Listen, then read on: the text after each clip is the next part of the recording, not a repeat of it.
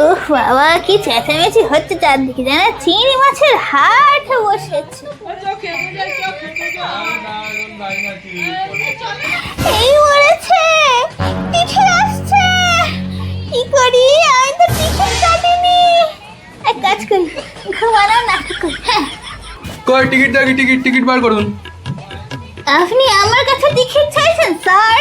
কেন, কোন হরিদাস পাল আপনি? আমি হাকার।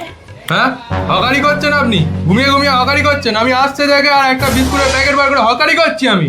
স্যার, আমি